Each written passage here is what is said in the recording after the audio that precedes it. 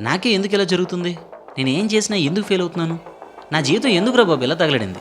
ఇలాంటి క్వశ్చన్స్ నీ మైండ్ని తినేస్తున్నాయా? అయితే మీకున్న ఆ ప్రశ్నలన్నిటికీ ఈ వీడియోలో సమాధానం ఇస్తాను. Welcome to our channel. మీరు ఈ వీడియో జాగ్రత్తగా వినండి, సత్యం ఏంటో మీకే అర్థమవుతుంది. దీనికి టిప్స్ అండ్ ట్రిక్స్ ఏమీ ఉండవు, మీకు రియాలిటీ ఎక్స్ప్లెయిన్ చేస్తాను. సో ఫైనల్గా మీకే అర్థమవుద్ది ఈ ప్రాబ్లమ్స్ ఏంటి అనేది. ఈ భూమి మీద ఎన్నో రకాల జీవులు బ్రతుకుతున్నాయి. అందులో కష్టం లేని జీవి ఒక్కటి చూపించగలరా? లేదు. ప్రతి ఒక్క జీవి మనుగడ కోసం పోరాడాల్సిందే, ఛాలెంజెస్ ఎదుర్కోవాల్సిందే. అందరూ అదే చెప్తారు కదా బ్రదర్, అందరికీ ఉంటాయి ప్రాబ్లమ్స్ అని. అంటే ఎస్, అది నిజమే. మరి అందరికీ ఉంటాయి ప్రాబ్లమ్స్, ప్రతి జీవి సఫర్ అవ్వాల్సిందే. ఈ లైఫ్ అనే గేమ్లో గెలవాలంటే ఛాలెంజ్లు ఎదుర్కోవాల్సిందే.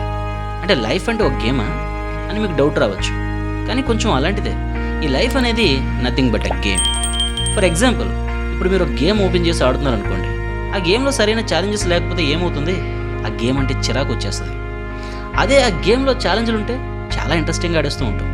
ఎన్ని ఛాలెంజ్లు ఎదుర్కొంటే అంత ప్రో అయిపోతాం గేమ్లో. లైఫ్లో కూడా అంతే. ఎన్ని ప్రాబ్లమ్స్ ఫేస్ చేస్తే అంత ప్రో అవుతాం ఈ లైఫ్ అనే గేమ్లో. భయపడితే ఈ గేమ్లో ఎప్పటికీ ఒక నూబ్లోనే మిగిలిపోతాం. గేమ్ కాబట్టి ఆ ఛాలెంజ్లు ఎంజాయ్ చేస్తాం.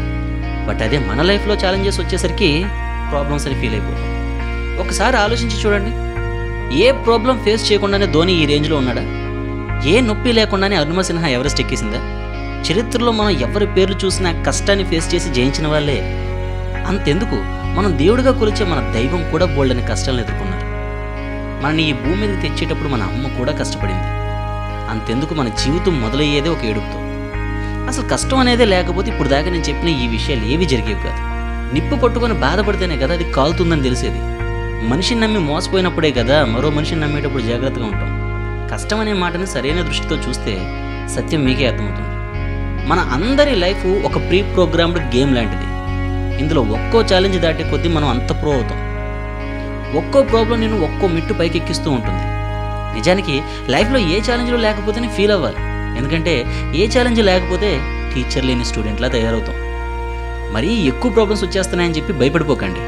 ఎంత కష్టం దాడితే అంత బెటర్ పర్సన్ అవుతాం మనం. ఒకటి గుర్తుపెట్టుకోండి అన్న, చీకటి అనేది లేకపోతే వెలుగు విలువ మనకు తెలియదు. చేదనేది లేకపోతే తీపి విలువ తెలియదు. చలి లేకపోతే వేడిని మనం ఎంజాయ్ కూడా చేయలేం. అదే ఈ ప్రకృతి చేసిన ప్రోగ్రామ్. అలానే కష్టాలు లేనిదే ఏ మనిషి జీవితం కూడా సాఫీగా సాగదు. ఈ సఫర్ అనేది మనతో నడిచే నీడ లాంటిది. మన వెనకే వస్తూ ఉంటుంది. మన వెనకే వస్తుంది కదా అని నీడనే చూస్తూ కూర్చుంటే వెలుగును మిస్ అయిపోతాం. నీడని మనం వదిలించుకోలేం. అలా వదిలించుకోవాలంటే చీకట్లో ఉండాలి, వెలుతురు వదిలేయాలి. అప్పుడు జీవితం అంతా చీకట్లో ఉండిపోతుంది. సో నీ వెనకే ఉండే నీడ లాంటి ప్రాబ్లమ్స్ గురించి బాధపడకుండా నీ చుట్టూ వెలుగులో ఉన్న వస్తువులు, మనుషుల్ని, అవకాశాలని చూడు బ్రదర్. లైఫ్ చాలా బాగుంటుంది. నేను చెప్పింది మీకు అర్థమైంది అనుకుంటున్నాను. ఇక నుంచి మీరు జరిగిపోయిన ప్రాబ్లమ్స్ గురించి ఆలోచించకుండా లైఫ్ని ఆస్వాదిస్తారని, లైఫ్లో మీకున్న ఛాలెంజెస్ని ప్రో లెవెల్లో కంప్లీట్ చేస్తారని మనస్ఫూర్తిగా కోరుకుంటూ, ఈ వీడియో యూస్ఫుల్గా అనిపిస్తే ఒక లైక్ చేయండి. అలాగే మన ఛానల్ని సబ్స్క్రైబ్ చేసుకోండి. I'll see you in the next video. Thank you for watching. Bye.